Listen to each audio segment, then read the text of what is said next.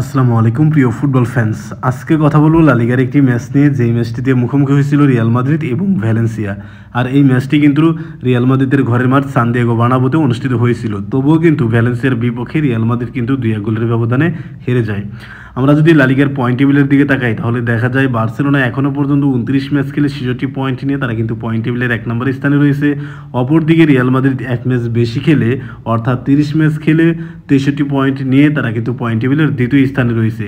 তাই বার্সেলোনার সুবর্ণ সুযোগ রয়েছে সামনের ম্যাচে রিয়াল বেটিসকে হারিয়ে রিয়ালের সমান সংখ্যক ম্যাচ খেলে 6 পয়েন্ট এগিয়ে যাওয়ার। রিয়াল মাদ্রিদ এবং ভ্যালেন্সিয়ার ম্যাচের দিকে যদি ফিরে আসি তাহলে দেখা যায় ম্যাচের যখন 11 মিনিট তখন ভ্যালেন্সিয়ার গোলকিপার এবং কিলিয়ান এমবাপ্পে 1-to-1 পজিশনে কিন্তু ছিল এবং ভ্যালেন্সিয়ার একজন ডিফেন্ডার কিন্তু কিলিয়ান এমবাপ্পেকে ফাউল করেন এবং সেখান থেকে কিন্তু রিয়াল মাদ্রিদ একটা পেনাল্টি পায়। কিন্তু ভিনিসিয়াস জুনিয়র এই পেনাল্টি কিক থেকে গোল করতে কিন্তু ব্যর্থ হয়। এর আগের ম্যাচে অ্যাটলেটিকো মাদ্রিদের বিপক্ষে, অর্থাৎ চ্যাম্পিয়ন লিগের রাউন্ড অফ 16 ম্যাচে অ্যাটলেটিকো মাদ্রিদের বিপক্ষে এই ভিনিসিয়াস জুনিয়র কিন্তু একটি পেনাল্টি মিস করেছিলেন। অর্থাৎ টানা 2 ম্যাচে ভিনিসিয়াস জুনিয়র কিন্তু পেনাল্টি মিস করলেন।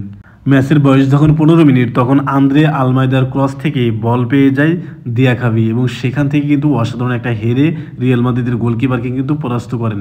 দিয়াখাবির এই গোলটির দিকে যদি আপনি ভালোভাবে লক্ষ্য করেন তাহলে অবশ্যই দেখতে পারবেন আউরেলিয়ান চুয়েমেনি এবং অ্যান্টোনিও রুডিগার কিন্তু দিয়াখাবিকে মার করতেছিল। তবুও কিন্তু দুইজনের মাঝখান থেকে লাফিয়ে উঠে অসাধারণ একটা হিট করেন। পক্ষান্তরে কিন্তু রিয়াল মাদ্রিদের গোলকিপার পরাস্ত হয়ে যায় এবং ভ্যালেন্সিয়া কিন্তু ম্যাচের 15তম মিনিটেই 1-0 গোলে এগিয়ে যায়। ম্যাচের বয়স যখন 50 মিনিট তখন জুড বেলিংহামের পাস থেকে বল পেয়ে যায় ভিনিসিয়াস জুনিয়র এবং সেখান থেকে ভিনিসিয়াস জুনিয়র কিন্তু গোল করতে ভুল করেননি, যার কারণে রিয়াল মাদ্রিদ কিন্তু 50 মিনিটের সময় ভ্যালেন্সিয়ার সাথে 1-1 গোলের সমতায় চলে আসে। ম্যাচের একদম শেষ সময়ে গিয়ে, অর্থাৎ নির্ধারিত 90 মিনিট শেষ হওয়ার পর অতিরিক্ত যে টাইম দেওয়া হয় সেই টাইমের মধ্যে কিন্তু রিয়াল মাদ্রিদ একটি গোল হজম করে।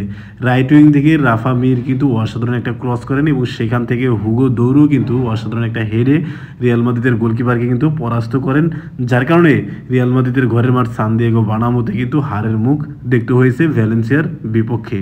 আর এই ম্যাচে ভ্যালেন্সিয়ার গোলকিপার মোট 8টা কিন্তু সেভ করেছিলেন, তার মধ্যে থেকে ইনসাইড দ্য বক্সের মধ্যে 5টি সেভ করেছেন আর ভিনিসিয়াস জুনিয়রের কিন্তু একটা পেনাল্টি সেভ দিয়েছেন, যার কারণে তিনি কিন্তু ম্যান অফ দ্য ম্যাচ নির্বাচিত হয়েছেন এই ম্যাচে।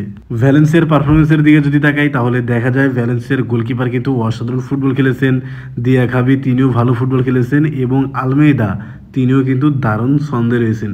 রিয়াল মাদ্রিদের রেটিংয়ের দিকে যদি তাকাই তাহলে দেখা যায় চুয়েমেনি, Fede Valverde, Modric, Kylian Mbappe সহ জুড বেলিংহামরা কিন্তু অসাধারণ ফুটবল খেলে গেছেন এই ম্যাচে। এই ম্যাচ নিয়ে আপনাদের মন্তব্যকে সেটা অবশ্যই কমেন্ট বক্সে জানাতে পারেন। ধন্যবাদ।